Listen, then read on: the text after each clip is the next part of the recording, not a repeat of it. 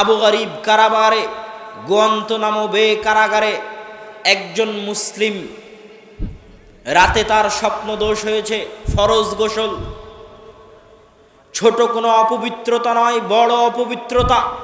ফরজ গোসল করতে হবে, ওযু করার পানি নাই, গোসল করার পানি নাই, তায়াম্মুমের মাটি নাই, পবিত্র জামা কাপড়ে সালাত আদায় করতে হয়। পবিত্র জামা কাপড় বহু দূরের কথা, জামা কাপড়ই নাই, উলঙ্গ অবস্থায় পড়ে আছে, স্বপ্ন দোষ হয়েছে, ফরজ গোসল, পানি নাই, মাটি নাই, কেবলামুখী হয়ে সালাত আদায় করতে হয়, কেবলা চিনতে পারে না, কোরআনবিহীন সালাত হয় না। ফাকরাউ মা তায়াসসারা মিনাল কোরআন, লা সালাতা লিমান লাম ইয়াকরা বিফাতিহাতিল কিতাব। সূরা ফাতিহা বিহীন সালাত হয় না, কোরআনবিহীন সালাত হয় না। ও কোরআনও জানে না, সূরা ফাতিহাও জানে না। দাঁড়িয়ে সালাত আদায় করতে হয়, রুকু করতে হয়, সিজদা করতে হয়।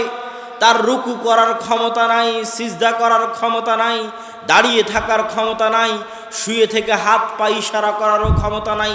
এত তার উপর অত্যাচার করা হয়েছে। একটা মানুষ কারাগারে বন্দি আছে, সালাত আদায়ের যত প্রস্তুতি প্রয়োজন, যত শর্ত প্রয়োজন, একটাও তার মধ্যে নাই। একসাথে সব লঙ্ঘন হচ্ছে, একসাথে একত্রে সব লঙ্ঘনের আপনাকে উদাহরণ দেখাচ্ছি। যুবক তো শুধু একটা অজুহাত দেয় যে আমার প্যান্টে পেশাব লেগে আছে, এই জন্য সালাত আদায় করছি না। প্যান্টে পেশাব লেগে থাকা কি সালাত ছেড়ে দেওয়ার অজুহাত হিসেবে গ্রহণযোগ্য? গ্রহণযোগ্য নয়। প্যান্টে পেশাব তো বহু দূরের কথা, এই যে একটা উদাহরণ দিলাম, এর কাছে কিছুই নাই। এমন কোনো প্রস্তুতি, এমন কোনো সালাতের শর্ত যেটাও বাস্তবায়ন করতে পারছে এরকম কিছু নাই। একে তো ফরজ গোসল, অপবিত্র অবস্থায়, পানি নাই, মাটি নাই, কেবলা চিনে না, পবিত্র কাপড় নাই, উলঙ্গ অবস্থায় আছে, সূরা ফাতিহা কোরআন পড়া জানে না, রুকু করতে পারে না, সিজদা করতে পারে না, শুয়ে থেকে ইশারাও করতে পারে না। এই মানুষের জন্য সালাত মওকুফ বলে গণ্য হতে পারে কি? এই মানুষের জন্য সালাত মওকুফ বলে গণ্য হবে না। সে তখনও সালাত আদায় করতে বাধ্য। এইরকম ব্যতিক্রম ধর্মী ইবাদতের নাম হচ্ছে সালাত। প্রশ্ন আসতে পারে, কেন সালাতের জন্য এত কঠোরতা? সালাতের জন্য এই জন্য এত কঠোরতা যে রাসূল সাল্লাল্লাহু আলাইহি ওয়াসাল্লাম বলেছেন যে বাইনাল কুফরি ওয়াশ শিরকি, বাইনাল কুফরি ওয়াল ঈমান, মুমিন এবং কাফের, মুশরিক এবং মুমিন, ঈমান এবং কুফর, ঈমান এবং শিরক, এর মধ্যে পার্থক্য স্থাপনকারী হচ্ছে সালাত। এই হাদিস অনেক দিন শুনেছেন, কিন্তু আজকে আমি আপনাকে বুঝাই কেন সালাত একজন মুমিন আর একজন কাফেরের মধ্যে পার্থক্য সৃষ্টিকারী।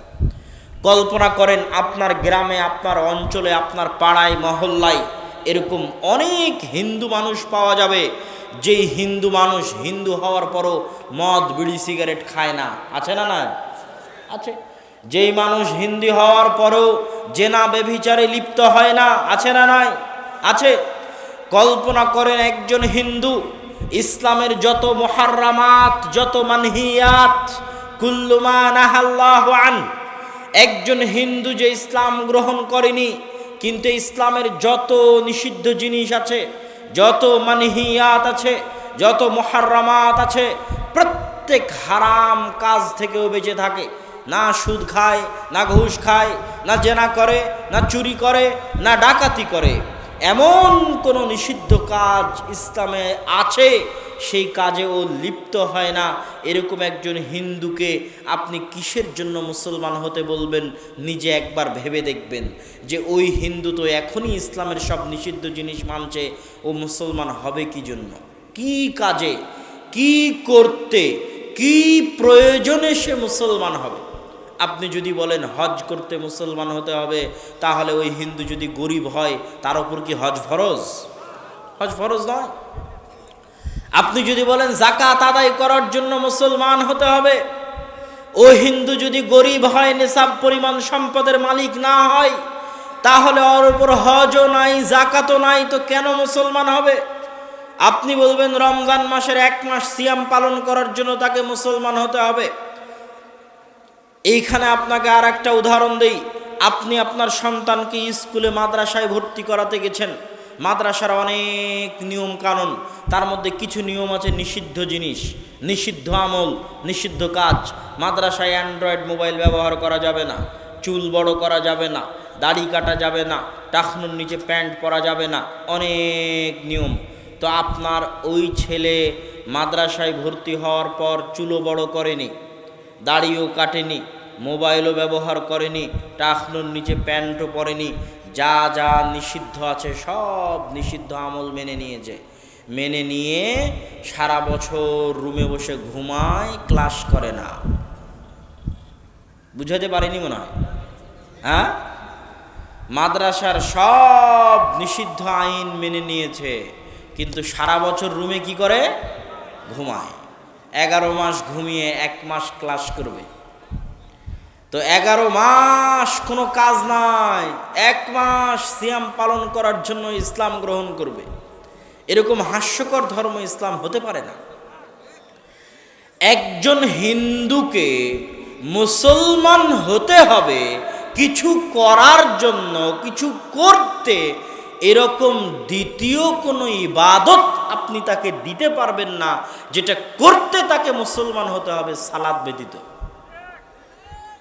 এই জন্য ওই মুসলমান, যেই মুসলমান সালাত আদায় করে না, আর ওই হিন্দুর মধ্যে কোনো পার্থক্য নাই।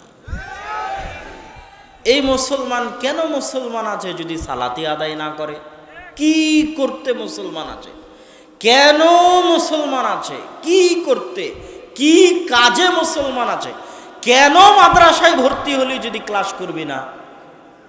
কথা মনে হয় বুঝাতে পারি না। তুই মাদ্রাসায় ভর্তি হলি কেন ক্লাস যদি না করিস? যে ক্লাস করবে না, আর মাদ্রাসায় ভর্তি হওয়ার না হওয়ার মধ্যে কোনো পার্থক্য আছে? কোনো পার্থক্য না। যে সালাত আদায় করবে না, আর মুসলমান থাকার না থাকার মধ্যে কোনো পার্থক্য আছে? কোনো পার্থক্য নেই। ওই মুসলমান যে সালাত আদায় করে না আর ওই হিন্দুর মধ্যে কোনো পার্থক্য নাই। এই জন্য রাসূল সাল্লাল্লাহু আলাইহি ওয়াসাল্লাম বলেছেন, ঈমান আর কুফর, শিরক আর ঈমান, মুশরিক আর মুমিন, মুমিন আর কাফেরের মধ্যে একটাই পার্থক্য, সেটা কি? সেটা সালাত। আর এমন কিছু নাই যেটাতে পার্থক্য করা যেতে পারে যে ও মুসলমান, যেটাতে পার্থক্য করা যেতে পারে যে ও হিন্দু নয়, ও মুসলমান। কি দিয়ে পার্থক্য করবেন যে ও মুসলমান? কি দিয়ে? এমন কিছু আপনি দেখাতে পারবেন না যেটা দিয়ে আপনি পার্থক্য করতে পারেন যে ওই মানুষটা হিন্দু নয়, ওই মানুষটা মুসলমান সালাত ব্যতীত।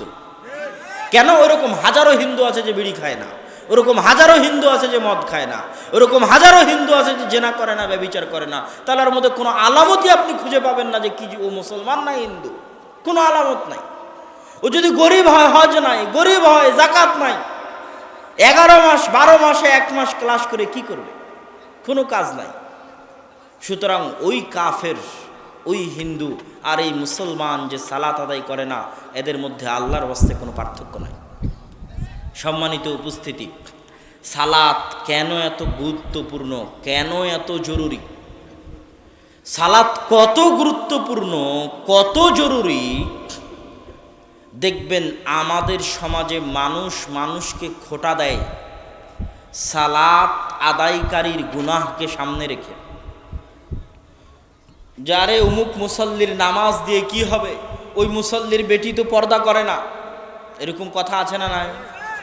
অমুক নামাজির নামাজ দিয়ে কি হবে, অমুক নামাজির বেটা তো ব্যাংকে চাকরি করে, সুদি ব্যাংকে চাকরি করে। মানুষের গুনাহ দিয়ে তার সালাতকে ছোট করা হয়। একটা জিনিস মনে রাখবেন, সালাত এত ভয়ঙ্কর, এত গুরুত্বপূর্ণ, এত বিপজ্জনক যে আপনি আজকে প্রথম যদি শুনে থাকেন তো প্রথম, কিন্তু এটাই বাস্তব সত্য। একটা মানুষকে হত্যা করলে যা গুনাহ হবে, একটা মানুষ জেনা ব্যভিচারে লিপ্ত হলে যা গুনাহ হবে, একটা মানুষ সুদ খেলে যা গুনাহ হবে, একটা মানুষ ঘুষ খেলে যা গুনাহ হবে, একটা মানুষ বিড়ি সিগারেট খেলে যা গুনাহ হবে, একটা মানুষ মদ পান করলে যা গুনাহ হবে, তার চেয়ে হাজারো গুণ, শত গুণ, লাখো গুণ বেশি গুনাহ হবে এক ওয়াক্ত সালাত ইচ্ছাকৃত ছেড়ে দিলে। যদি প্রথম শুনে থাকেন তো প্রথম, কিন্তু কথা ঠিক। ইবনুল কাইয়িম রাহিমাহুল্লাহ লিখছেন, ইত্তাফাকাল আইম্মা, ইসলামের সকল ইমাম, সকল উলামায়ে কেরাম একমত, আল্লাহর সাথে শিরিক করার পরে আসমানের নিচে জমিনের উপরে সালাত ছেড়ে দেওয়ার চাইতে বড় কোনো গুনাহ পৃথিবীতে নাই। মানুষকে হত্যা করার গুনাহের চাইতে শত গুণে বড় গুনাহ সালাত ছেড়ে দেওয়ার গুনাহ। সুদ খাওয়ার চাইতে শত গুণে বড় গুনাহ সালাত ছেড়ে দেওয়ার গুনাহ। জেনা করার চাইতে শত গুণে বড় গুনাহ সালাত ছেড়ে দেওয়ার গুনাহ। বিড়ি সিগারেট মদ পান করার চাইতে শত গুণে বড় গুনাহ সালাত ছেড়ে দেওয়ার গুনাহ। কেন সালাত ছেড়ে দেওয়ার গুনাহ এত বড়? সালাত হচ্ছে আল্লাহর অর্ডার, সালাত হচ্ছে আল্লাহর আদেশ। আকিমুস সালাত, দুনিয়ার মানুষ নামাজ পড়ো, এটা আদেশ, এটা অর্ডার। দুনিয়ার মানুষ সুদ খায়ও না, এটা নিষেধ। দুনিয়ার মানুষ জেনা করিও না, এটা নিষেধ। দুনিয়ার মানুষ মিথ্যা বলিও না, এটা নিষেধ। দুনিয়ার মানুষ বিড়ি সিগারেট মদ খায়ও না, এটা নিষেধ। আরে মানুষ সালাত আদায় করো, এটা অর্ডার। আল্লাহর অর্ডার লঙ্ঘন করা, আল্লাহর নিষেধ অমান্য করার চাইতে শতগুণে বড় অপরাধ। আল্লাহর আদেশ অমান্য করা, আল্লাহর নিষেধ লঙ্ঘন করার চাইতে শতগুণে, হাজারো গুণে, লাখো গুণে বড় অপরাধ। আল্লাহ বলছেন সুদ খায় না, আল্লাহর নিষেধ। আল্লাহ বলছেন মানুষ নামাজ পড়ো, দিস ইজ অর্ডার, এটা আদেশ। এই জন্য রাসূল সাল্লাল্লাহু আলাইহি ওয়াসাল্লাম বলেছেন, আহাব্বুল আ'মাল ইনদাল্লাহ আল ফারাইজ, আল্লাহর নিকটে সবচেয়ে প্রিয় আমল হচ্ছে আল্লাহর অর্ডার, মানে যে ফরজ, যেটা ফরজ অর্ডার, ওটাই আল্লাহর কাছে সবচেয়ে প্রিয়। ওই কোটি টাকা দানের দরকার নাই, 5 ওয়াক্ত নামাজ পড়ো, মানে আল্লাহর অর্ডার মানলা, ফরজ অর্ডার, তুমি আল্লাহর সবচেয়ে বেশি প্রিয়।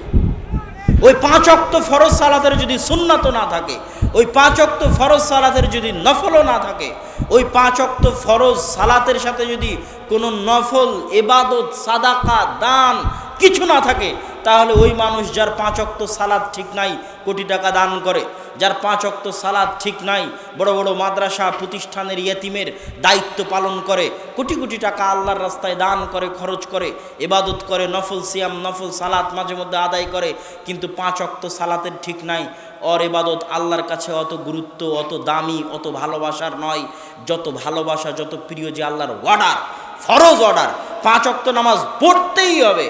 এই ফরজ অর্ডার যে মানে শুধুই যদি 5 ওয়াক্ত সালাত আদায় করে, ও আল্লাহর কাছে সবচেয়ে বেশি প্রিয়। ও কি আল্লাহ সবার আগে জান্নাত দিয়ে দিবে যে তুই সবার আগে জান্নাতে চলে যা?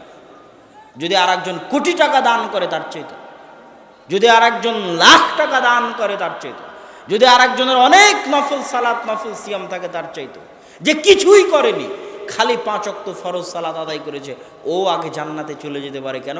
ও কি মেনেছে বলেন তো? আল্লাহর ওয়ার্ডার, ফরজ ওয়ার্ডার মেনেছে। এটা আল্লাহর কাছে খুবই খুবই ভয়ঙ্কর যে মানুষে আল্লাহর ওয়ার্ডার অমান্য করবে, নিষেধ অমান্য করছে, অজুহাত পেশ করুক। আল্লাহ মনকে রক্ষা করতে পারেনি, জেনায় লিপ্ত হয়ে গেছে, মাফ করে দিয়ে। আল্লাহ টাকার অনেক দরকার ছিল, ঘুষ খেয়ে নিয়েছে, মাফ করে দিয়ে। অজুহাত পেশ করে আল্লাহর কাছে মাফ চাইতে পারে মানুষ, কিন্তু সালাত কোনো অজুহাত শুনবে না। কোনো অজুহাত পৃথিবীতে মানুষ পেশ করতে পারে, এই রকম কোনো অজুহাত আল্লাহ বাকি রাখেননি যেটা সালাত ঠেকাতে পারে। এরকম কোনো অজুহাত আল্লাহ সুবহানাহু ওয়া তাআলা বাকি রাখেননি যে অজুহাত দিয়ে মানুষে সালাত ঠেকাতে পারে, এরকম কোনো অজুহাত আল্লাহ বাকি রাখেননি। অতএব সালাত যদি আদায় না হয়, তাহলে আল্লাহ সুবহানাহু ওয়া তাআলা যতটা ক্ষিপ্ত হবেন, যতটা রাগান্বিত হবেন, আর সালাত ছেড়ে দেওয়ার গুনাহ যত বড় হবে, যত ভয়ঙ্কর হবে, যত বিপজ্জনক হবে। সুদ খাওয়ার গুনাহ অত ভয়ঙ্কর, অত বিপজ্জনক নয়। জেনা করার গুনাহ অত ভয়ঙ্কর, অত বিপজ্জনক নয়। মানুষকে হত্যা করে ফেলার গুনাহ অত ভয়ঙ্কর, অত বিপজ্জনক নয়। ইবনুল কাইয়িম রাহিমাহুল্লাহ তার বইয়ের মধ্যে লিখেছেন, আল্লাহ সুবহানাহু ওয়া তাআলার আদেশ লঙ্ঘন করা যত বিপজ্জনক, যত ভয়ঙ্কর, যত মহাপাপ। সালাত হচ্ছে আল্লাহর আদেশ। সম্মানিত উপস্থিতি, কেন সালাত এত গুরুত্বপূর্ণ, এত জরুরি, এত কঠিন ও কঠোরভাবে যে সালাত আদায় করতেই হবে। সালাত থেকে বাঁচার কোনো অজুহাত, কোনো বদল, কোনো কাফারা, কোনো ফিদিয়া কিছু নাই যেটা দিয়ে মানুষ সালাতের বদল তৈরি করতে পারে, সালাতের পাল্টা কিছু তৈরি করতে পারে।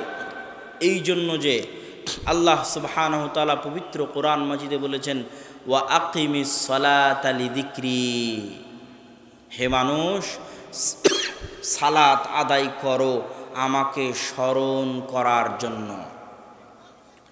সালাত আদায় করো আমাকে স্মরণ করার জন্য, তথা আল্লাহ সুবহানাহু তাআলাকে স্মরণ করা লাখো গুণে কোটি গুণে আল্লাহ সুবহানাহু তাআলাকে স্মরণ করা পুরো 24 ঘন্টার দিনে রাতে অন্তত পক্ষে নিম্ন পক্ষে 5 বার আল্লাহ সুবহানাহু তাআলাকে স্মরণ করা, এর কোনো বিকল্প ব্যতিক্রম কোনো রাস্তা নাই। আল্লাহ সুবহানাহু তাআলাকে স্মরণ করতে কি ওযু করা জরুরি? আপনাদের কি মনে হয়? ওই যে মহা আটলান্টিক সমুদ্রের মধ্যে কোনো নৌকা ডুবে যাচ্ছে, ওই নৌকায় আরোহী কোনো ব্যক্তির ওই ডুবন্ত নৌকা থেকে বাঁচার জন্য আল্লাহর কাছে দোয়া করছে, এখন ও কি ওযু করবে? আর ওযু করার সময় আছে? তো আল্লাহকে স্মরণ করতে ওযু করা জরুরি, আল্লাহকে ডাকতে ওযু করা জরুরি, আল্লাহকে ডাকতে রুকু করা জরুরি, আল্লাহকে ডাকতে সিজদা করা জরুরি। কথা বলেন না যে আল্লাহ সুবহানাহু ওয়া তাআলাকে ডাকতে কিবলামুখী হওয়া জরুরি? জরুরি নয়। তো যেহেতু সালাত আদায়ের মূল মাকসাদ হচ্ছে আল্লাহ সুবহানাহু ওয়া তাআলাকে স্মরণ করা, এই জন্য সালাতের এমন কোনো অজুহাত নাই যে অজুহাত দিয়ে মানুষে বাঁচবে যে এই অজুহাতে আমি সালাত আদায় করলাম না। কোনো অজুহাত মানুষ পেশ করতে পারবে না। যতক্ষণ মানুষের জ্ঞান বুদ্ধি বিবেক ঠিক আছে ততক্ষণ মানুষ আল্লাহকে স্মরণ করতে পারবে না? পারবে না? পারবে। তোর ফরজ গোসল হয়েছে, গোসল করার পানি নাই, তায়াম্মুম নাই, আল্লাহকে স্মরণ করতে পারবি না? পারবি না? পারবি না? পারবি আল্লাহকে স্মরণ করতে। তুই দাঁড়িয়ে থাকতে পারিস না, বসে থাকতে পারিস না, রুকু করতে পারিস না, সিজদা করতে পারিস না, আল্লাহকে স্মরণ করতে পারবি না? পারবি না? পারবি। কেবলা চিনিস না, ওযু জানে না, কোরআন তেলাওয়াত করতে পারে না, সূরা ফাতিহা জানে না, আল্লাহকে স্মরণ করতে পারবে না? পারবে না? পারবে। যতক্ষণ ওর হুঁশ আছে, যতক্ষণ ওর জ্ঞান আছে, যতক্ষণ ওর বুদ্ধি আছে, ততক্ষণ দুনিয়াতে এমন কোনো অজুহাত, যেই অজুহাত পেশ করে মানুষে বলবে আমি সালাত আদায় করব না, ওই অজুহাত চলবে না। এই জন্য যে সালাত আদায়ের মূল মাকসাদ আল্লাহকে ডাকা, আল্লাহকে স্মরণ করা, মানুষ 24 ঘন্টা যে কোনো পরিস্থিতিতে, যে কোনো জায়গায়, যে কোনো অবস্থায় আল্লাহকে স্মরণ করতে পারে। এই জন্য 5 ওয়াক্ত সালাতের মূল মাকসাদ হচ্ছে আল্লাহ সুবহানাহু ওয়া তাআলাকে স্মরণ করা। আল্লাহ সুবহানাহু ওয়া তাআলাকে স্মরণ করা কত গুরুত্বপূর্ণ সে আলোচনা আরেকটু বিস্তারিত বলবো। তার আগে এখানে আগের অংশের আরেকটা কথা বলে রাখি। ওই যে মানুষ সুদ খায়, ওই যে মানুষ ঘুষ খায়, যে মানুষ বিড়ি খায়, সিগারেট খায়, রাসূল সাল্লাল্লাহু আলাইহি ওয়াসাল্লামের ভাষ্য অনুযায়ী মাতা'মুহু হারামুন, মালবাসুহু হারামুন, মাশরাবুহু হারামুন, ওর খাদ্যদ্রব্য হারাম, ওর পোশাক হারাম, ওর পানীয় হারাম। ইন্নাল্লাহা তাইয়্যিব, আল্লাহ হচ্ছেন পবিত্র, আল্লাহ অপবিত্র জিনিস গ্রহণ করেন না, ওর সবই হারাম। ওর ইবাদত কি আল্লাহ গ্রহণ করবেন? করবেন না।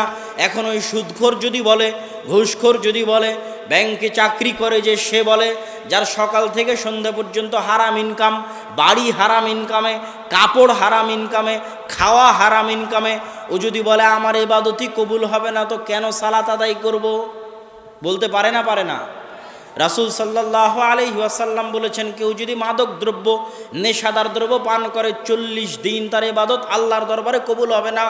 কেউ যদি বলে নেশাদার দ্রব্য পানকারী, মদ্যপায়ী, বিড়িখোর, সিগারেটখোর, গুলখোর, জর্দাখোর, মদখোর যদি বলে আমার ইবাদতই তো আল্লাহর দরবারে কবুল হবে না, সালাত কেন আদায় করব? মানুষে অজুহাত দাঁড় করায়, বিড়ি ছাড়তে পারেনি, সালাত আদায় করে কি করব? সিগারেটই ছাড়তে পারেনি, সালাত আদায় করে কি করব? আবার মানুষে আর এক মানুষকে খোঁটা দেয়, আরে তুই এই নামাজিকে দেখো, এই নামাজও পড়ে আবার বিড়িও খায়।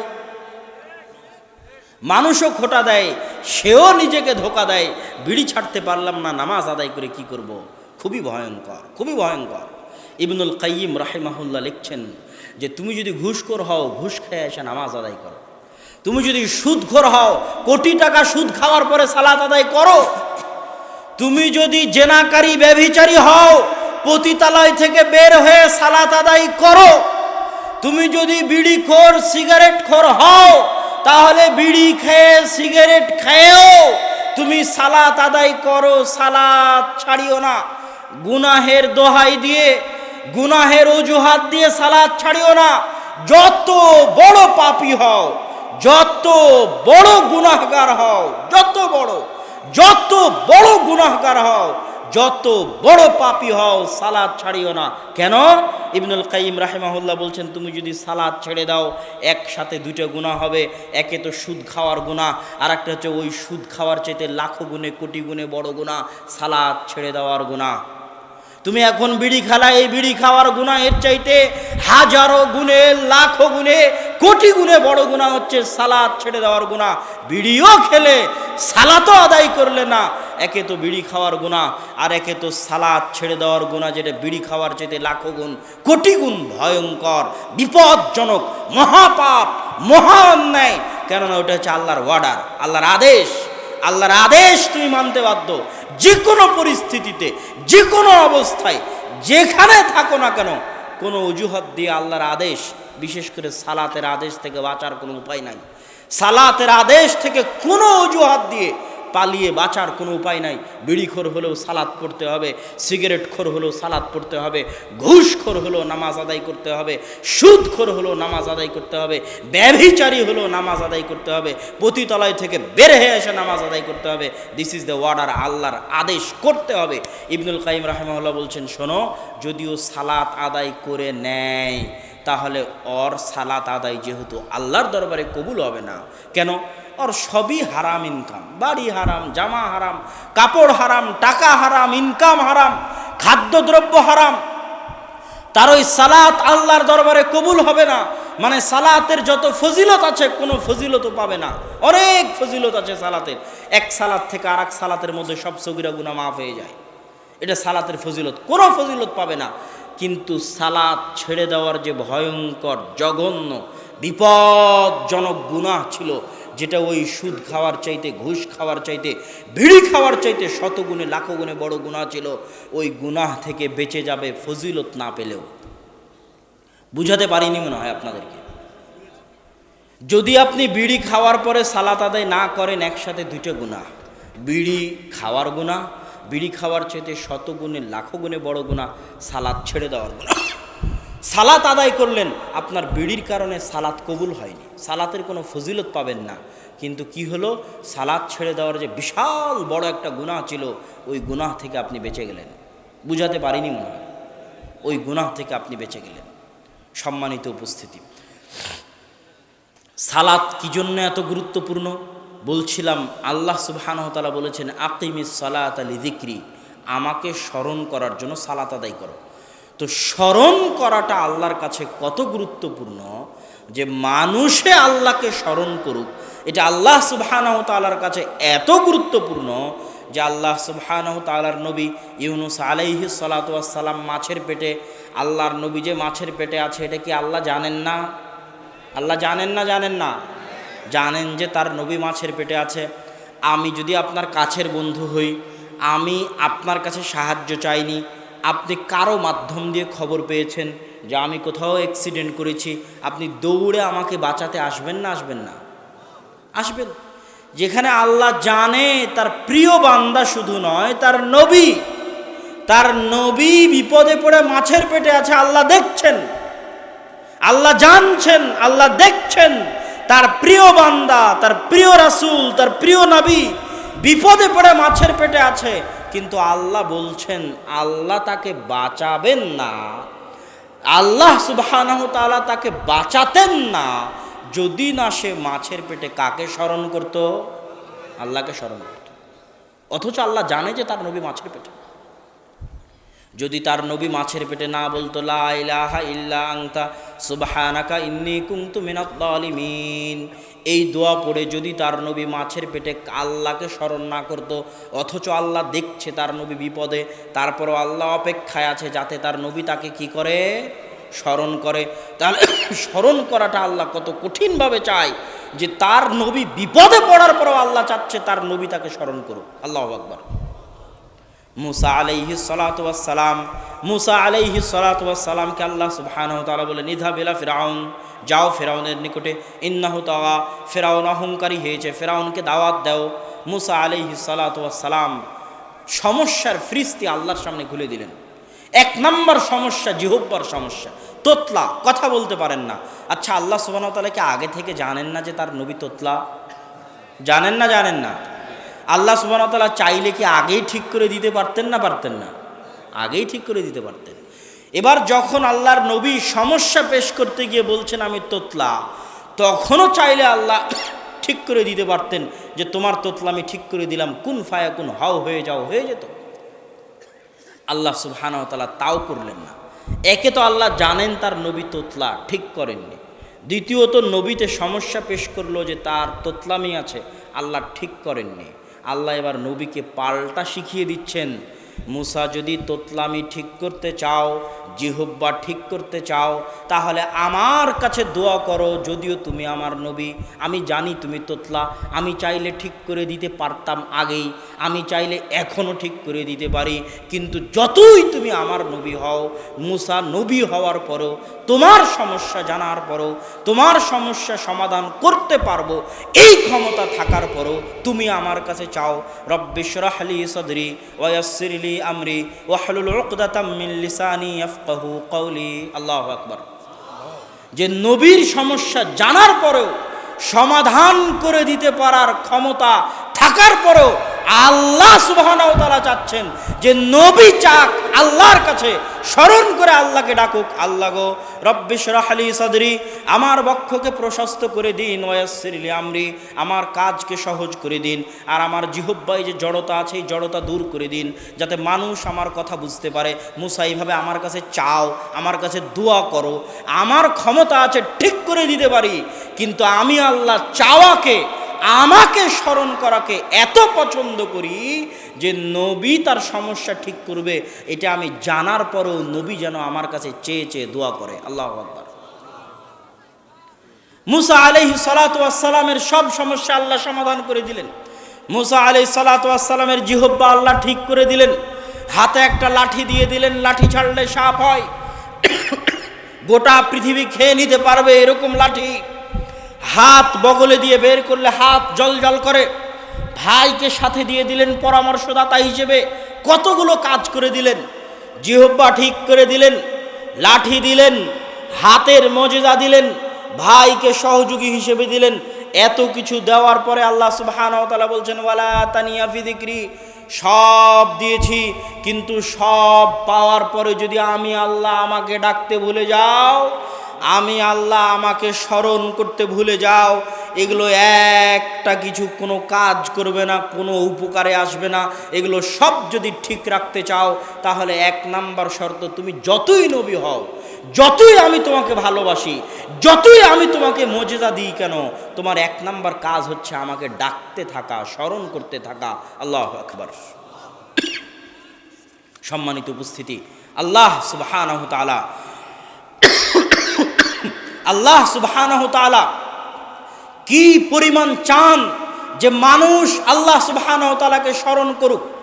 এটা শুধু মানুষের চাওয়া নয়, এটা মানুষের প্রয়োজন। এটা শুধু আল্লাহর চাওয়া নয়, এটা মানুষেরও প্রয়োজন। কি জন্য? আমার এবং আপনার যে শরীর আছে, এই শরীর দুনিয়াতে রক্ত মাংস দিয়ে তৈরি হয়েছে, দুনিয়ার খাবার খেয়ে তৈরি হয়েছে, কিন্তু আমার এবং আপনার ভিতরে যে রূহ আছে, এটা কি রক্ত মাংস দিয়ে তৈরি? এটা কি দুনিয়াতে তৈরি? এটা ৪৪ দিন ফেরেশতা আসমান থেকে নিয়ে এসে মায়ের পেটে ফুঁকে দিয়ে গেছে। এটা সেই রূহ, এই রূহ বের হয়ে যাবে। এই রূহের ওপর মানুষ অত্যাচার করে গুনাহ দিয়ে, রব্বানা যালামনা আনফুসানা, হে আল্লাহ আমরা আমাদের আত্মার উপর অত্যাচার করেছি। আল্লাহ বলেননি যে আল্লাহ গুনাহ করেছি, গুনাহ করার কথা আল্লাহ সুবহানাহু ওয়া তাআলা বলেননি, বলেছেন আল্লাহ অত্যাচার করেছি আত্মার উপর, নাফসের উপর অত্যাচার করেছি। আপনি বলবেন কই, আমি তো বুঝি না যে আমি আমার আত্মার উপর অত্যাচার করছি।